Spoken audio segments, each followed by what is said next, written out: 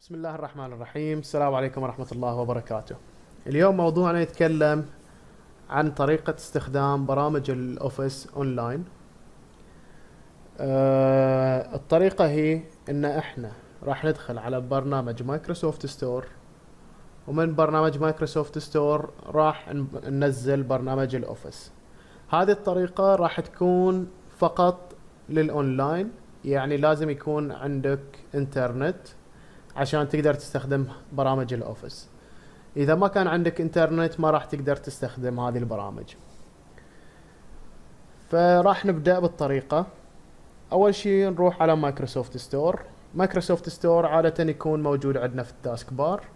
إذا ما كان موجود عندنا في التاسك بار نضغط على شعار الويندوز أو شعار الستارت ونكتب مايكروسوفت. لما نكتب مايكروسوفت راح نشوف مايكروسوفت ستور، نضغط عليه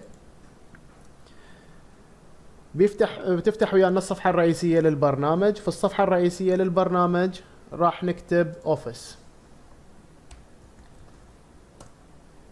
بعد ما نكتب اوفيس راح تفتح ويانا هذه الصفحة. في هذه الصفحة راح نختار ديبارتمنتس. من الديبارتمنتس راح نختار ابس. في هذه الصفحة راح ننزل تحت لين نشوف شعار الاوفيس، نضغط عليه. في حال ان احنا اول مرة راح ننزل برنامج الاوفيس من مايكروسوفت ستور، راح نشوف كلمة جيت بالازرق مثل هذه، راح نشوفها هني موجودة عندنا، نضغط عليها وراح ينزل البرنامج. في حال ان احنا كان عندنا موجود الاوفيس من قبل ومسحناه راح نشوف كلمة انستول بهذه الطريقة، فنضغط عليها.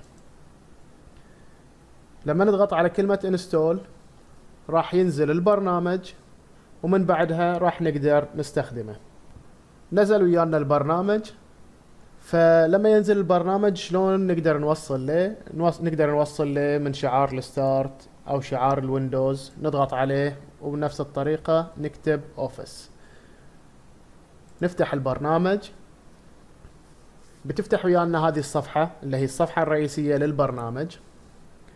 راح يطلع لنا مثل هذا الإعلان ان احنا قاعدين نستخدم الفري اوفيس اون ذا ويب. راح نشوف ان احنا نقدر نستخدم اغلب برامج الاوفيس، ومنها برنامج الوورد وبرنامج الاكسل وبرنامج الباوربوينت اللي هي اهم برامج احنا نستخدمها.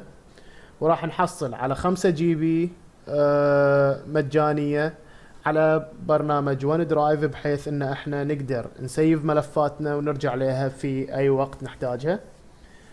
وراح نشوف ان احنا بهذه الطريقة نقدر نرجع الى ملفاتنا في اي وقت نحتاجها عن طريق الانترنت. فنقول له get started. راح تطلع ويانا هذه الصفحة. في هذه بيخيرنا ان احنا نخلي البرنامج في التاسك بار او لا، الا هو التاسك بار يعني يكون عندنا تحت موجود هني، بحيث ان احنا نرجع له في اي وقت وبطريقة سهلة، ما نحتاج ان احنا ندخل على الستارت ونسوي له سيرش. فاحنا راح نقول له يس.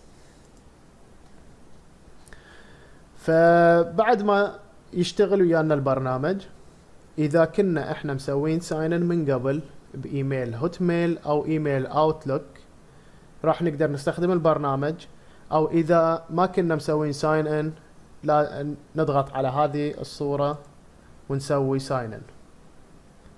فاحنا في هذا الحال مسوين ساين ان، فبغينا نستخدم برنامج الوورد، نضغط على الوورد. لما نضغط على الوورد راح نلاحظ ان البرنامج يفتح ويانا بشكل طبيعي، بحيث ان احنا نستخدمه ونستخدم كل المميزات الموجودة فيه. نختار نيو دوكيومنت. لما نختار نيو دوكيومنت راح تفتح ويانا النيو دوكيومنت على البراوزر اللي احنا نستخدمه، ومنها راح نقدر مثلا نكتب الريبورت اللي عندنا او نكتب اي شغلة بغيناها.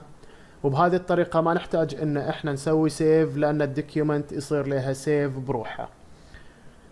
في حال ان احنا نبغي نشوف الملفات اللي احنا اشتغلنا عليها وتسيفت عندنا نقدر نشوفها من الون درايف. نضغط على هذه المربعات جنب كلمة وورد. لما نضغط على هذه المربعات راح نشوف ون درايف. نضغط على ون درايف. في الون درايف لما يفتح ويانا راح نشوف الدوكيومنتس اللي احنا اشتغلنا عليهم. نقدر نختار اي دوكيومنت منهم ونفتحها ونعدل عليها او نمسحها اذا ما بغيناها، او ان احنا نقدر نضغط رايت كليك بالماوس ونختار نيو، او نقدر نسوي ابلود اذا كنا احنا مستخدمين الاوفيس على الكمبيوتر او على اي جهاز ثاني، مثلا في الشغل او في المدرسة او في الجامعة. نقدر نسوي ابلود الملفات اللي احنا سويناها، او نقدر ان احنا نسوي دوكيومنت جديدة او نفتح ملف اكسل جديد او باوربوينت. فمثلا راح نقول ان احنا بغينا نستخدم برنامج الباوربوينت، فنختار نيو باوربوينت. لما نختار نيو باوربوينت بيفتح ويانا الباوربوينت، وبهذه الطريقة راح نقدر نسوي البرزنتيشن.